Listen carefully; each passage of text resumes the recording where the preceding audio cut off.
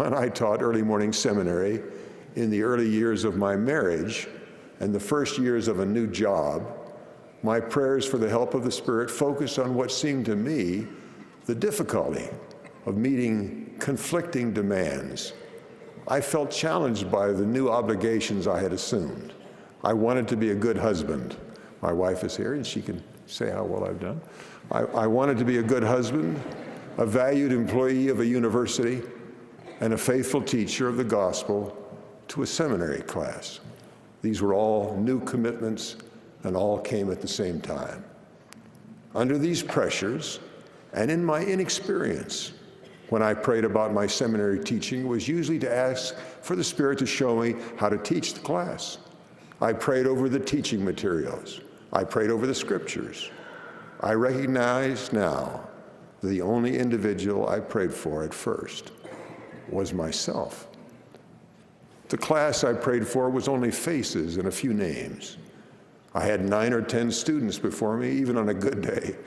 Yet I didn't at first pray to discern the needs of individuals. I simply prayed for the Spirit to come into that classroom so that all of us, a teacher and students, could be taught. I still remember the chill in the gray dawn as the students came through the classroom door. To me, they looked tired. I looked into their eyes and I saw a little response and a high likelihood of them going to sleep. I hoped that they couldn't see in my face the growing anxiety I felt in those first weeks. Answers to my prayers for the Spirit to come into our class seemed not to come. From that feeling of failure came a painful but lasting lesson. Despite my prayers and efforts, 2 young men in that class walked past me each morning without speaking on their way to the back row of chairs in the classroom. The chairs were movable. They chose adjoining chairs and so turned them so that I could not see their faces, nor could they see mine. I still remember the backs of their letter jackets. They never disrupted. In fact, they never spoke that I recall. I realize now what an opportunity that created for the class and for me. I prayed and I worked harder. And my prayers grew more intense for the 2 boys whose backs I watched as I taught. I learned all I could about them. I prayed for them individually and by name. I prayed for their parents, whom I came to know.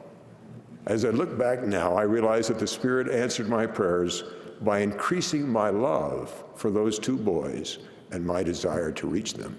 But more than that, my concern for them ignited a personal concern for their classmates.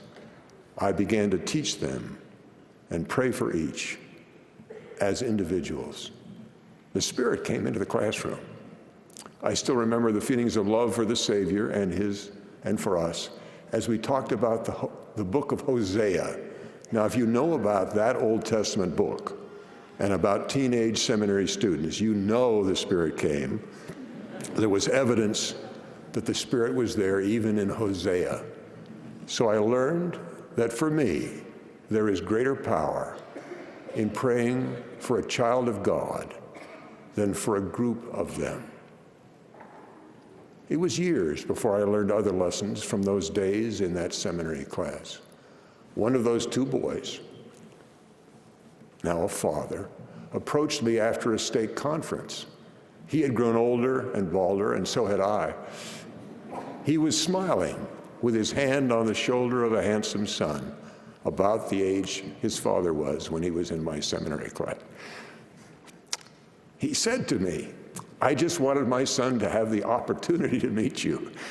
From his warm smile, the happiness in his voice, and his son's wide-eyed look of admiration, I knew my prayers of long before had been answered.